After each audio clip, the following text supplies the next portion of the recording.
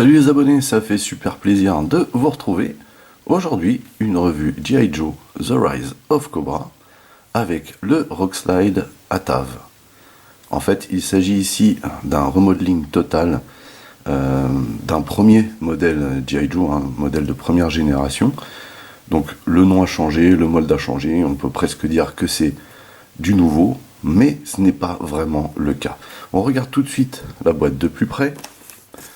On voit ici la présentation en vitrine pour ce format de boîte, le véhicule avec le personnage en avant, G.I. Joe The Rise of Cobra, puisque c'est sorti à l'occasion du premier film G.I. Joe. Également, c'est un véhicule qu'on voit apparaître vers la fin du film. En fait, ils sont éjectés du sous-marin quand ils attaquent la base Cobra au pôle Nord, je crois. Donc, Rockslide Atav with Snow Job. Donc ça, c'est le nom du personnage. Hein. J'ai bien dit Snow Job et pas autre chose. Hein. Donc, pour les plus de 4 ans, voilà, donc un bel effet vitrine. Au-dessus, toujours le petit effet vitrine habituel avec la photo ultra réaliste du jouet. L'intitulé de la gamme, Rockslide Atav de nouveau. Sur le côté, donc les coordonnées des sites, enfin du site d'Electronic Arts à l'époque. Ici, le dessin en entier du véhicule. Donc c'est un véhicule des neiges, donc autant vous dire que je suis fan.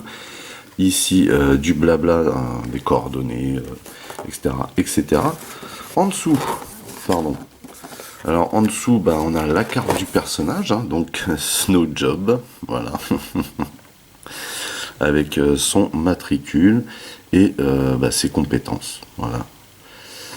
Et tous les logos, les coordonnées, les blabla, les précautions, tout ça. Et au dos. Alors, au dos, on a le petit laïus. On va commencer par là. Les véhicules tout-terrain d'attaque spécialisés dans les éboulements passent au travers de murs de glace solides. Voilà, ça c'est dit. Donc voilà la belle photo du jouet. On remarquera que la couleur est beaucoup plus prononcée sur la photo qu'en réalité. Ici, donc, le personnage. Il faut dire que ce jouet a vraiment de la gueule. Enfin, je trouve. Ici, on nous dit quoi? On nous dit que les chenilles pivotent. Donc, on va tester ça. Ici, on a donc le missile. On peut éjecter les deux missiles de l'avant. Et puis c'est tout ce qu'on nous dit au final, alors qu'en fait il y a aussi les chenilles qui pivotent, les skis qui pivotent à l'avant et le cockpit qui s'ouvre, ce qu'on va regarder tout de suite. Je vais donc déballer le joujou et le personnage et on se retrouve juste après. Tout d'abord, on a en doc un petit flyer de précaution. Ensuite, on a un dépliant publicitaire qu'on a déjà vu dans d'autres boîtes. Il s'agit ici d'une petite face poster avec le Night Raven qu'on a déjà pu voir ensemble. Et puis au dos, bien sûr, différents produits sortis à l'occasion du film. Ici, on a toujours le Night Raven. Ici, les figurines. Donc une fois que j'aurai terminé de me reprocurer les véhicules, bien sûr, je me procurerai les figurines parce qu'elles sont vraiment fameuses. On a déjà vu ces deux-là aussi. Et il nous reste à voir la base que j'ai acquis. Mais il faut du temps pour faire ce genre de revue, donc vous aurez ça en temps et en heure. Voilà pour le petit prospectus entre guillemets. On a ensuite une petite planchette de stickers. Voilà, il n'y en a pas des masses, mais c'est cool. Bien entendu, je ne les appliquerai pas parce que je vais le garder en l'état. Collector quoi. Et on a une petite notice, vous voyez. Ici, on nous indique comment on fait pour tirer les missiles. Et au dos, on nous indique comment apposer les stickers. Voilà. Plutôt simple. Avant de regarder le véhicule, on va bien entendu jeter un œil à la figurine. Comme indiqué sur la boîte, il s'agit de Snow Job, donc un pilote des neiges, personnage des neiges. J'apprécie énormément. Super tenue en tout cas, vous voyez. Donc de face qui donne, de profil et de dos. De plus près maintenant.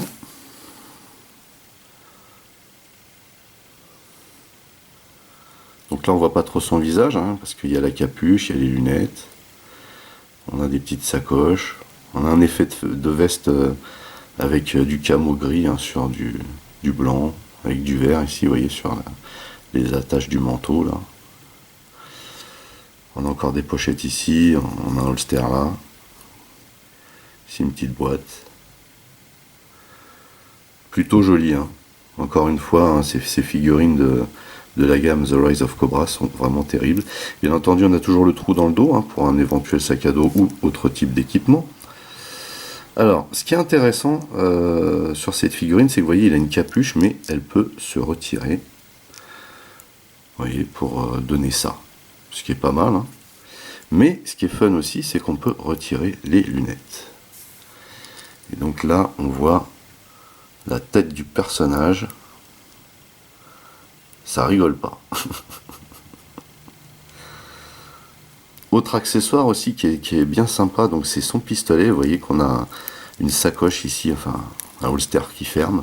Par contre, on a le manteau qui gêne un peu à la sortie ici. Je vais essayer de sortir le pistolet.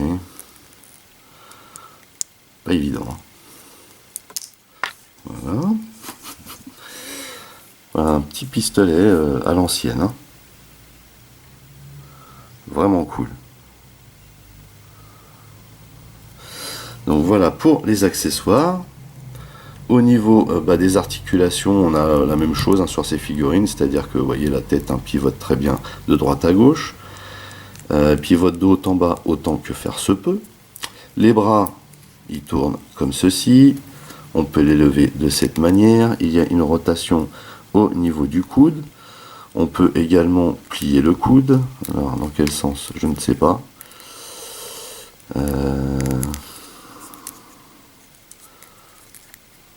Pour moi, ça serait plus comme ça, hein. Mais vous voyez que c'est dur parce que c'est en un clips en fait, hein. Voilà, donc à 90. Et on a le poignet qui pivote également. Ici, on a, vous voyez, la possibilité de pencher la figurine juste en dessous du torse, mais également de pivoter comme ceci. Ici, on a une espèce de partie manteau, mais c'est modelé, hein, dans la figurine, ici. Vous voyez. Et également, ici, ça pivote, hein, vous voyez. Les jambes, voilà, on peut les pencher, enfin les faire basculer en avant, en arrière. On n'a pas de rotation, hein, de la jambe au niveau de la cuisse. Par contre, on a un double joint ici au niveau du genou, la rotule faisant office de double joint. Et on a la possibilité, vous voyez, de faire pivoter le pied de droite à gauche, mais pas de l'incliner, hein. On a également, hein, des trous sous les pieds pour pouvoir plugger la figurine sur un playset, un véhicule. Voilà. Donc voilà pour Snow Job.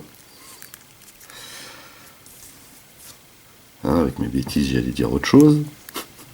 Donc, on remet le pistolet. Ah, on va peut-être le mettre dans sa main, pour que vous voyez un petit peu ce que ça donne quand on le met dans sa main. Allez, soyons fous. Alors le problème, c'est que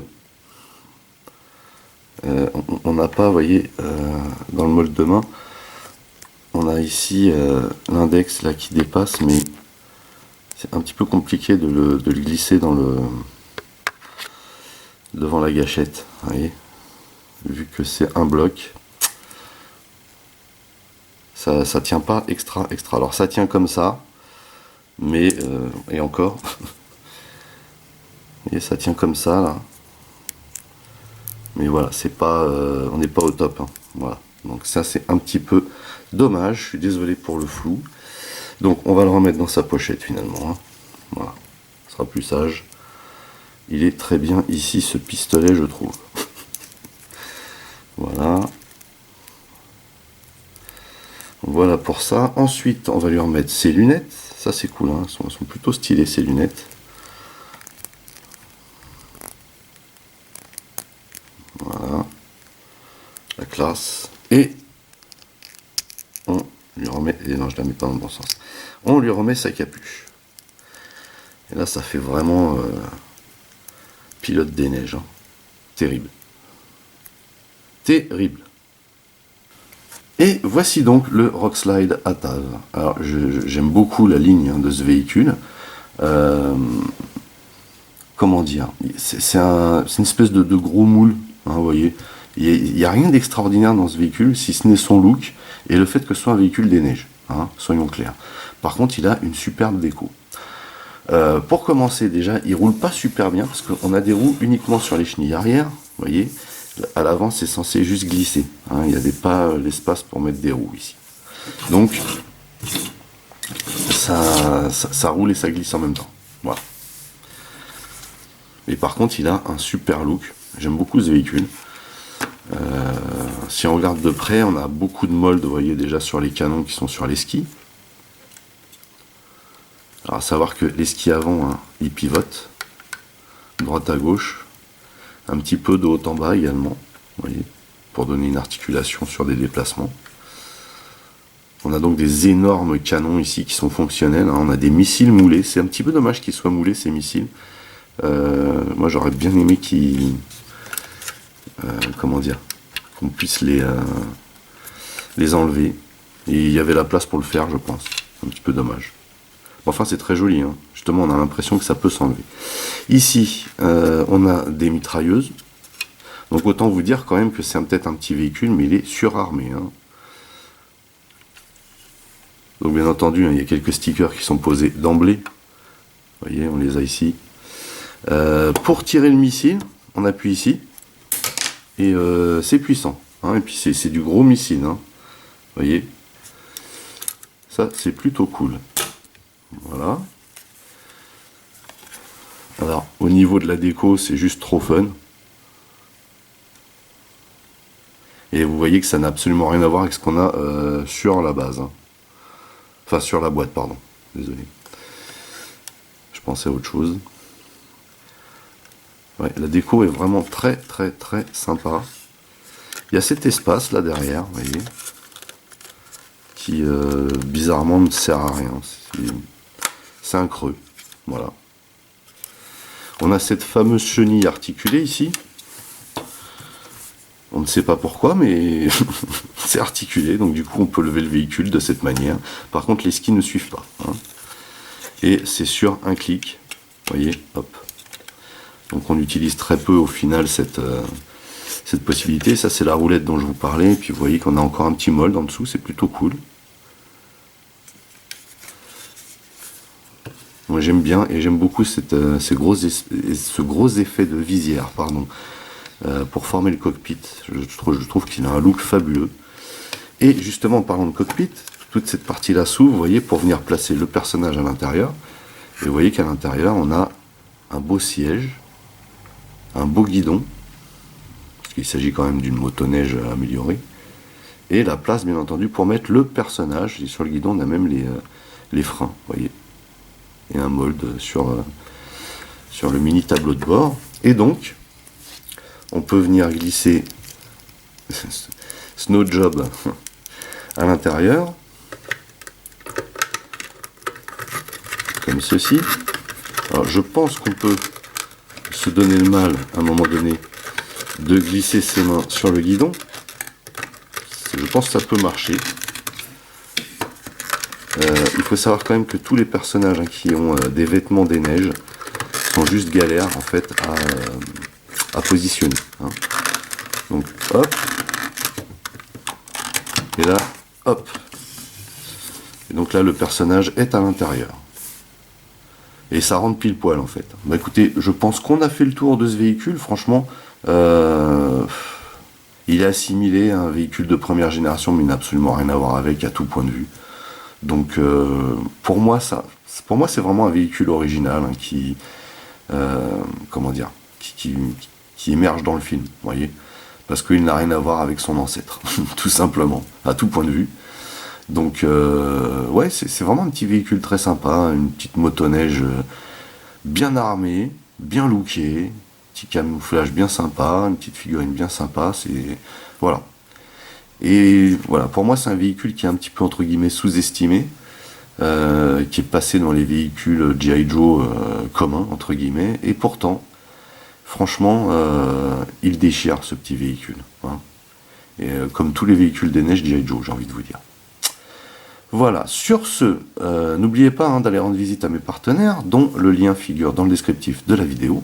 Vous pouvez lâcher des commentaires, merci de liker, merci de partager. Pour les nouveaux, n'oubliez surtout pas de vous abonner à ma chaîne. Vous pouvez également checker toutes mes autres revues et playlists, dont la playlist G.I. Joe. En attendant, je vous donne rendez-vous à très très vite. Portez-vous bien et à la prochaine. Allez, bon bruit.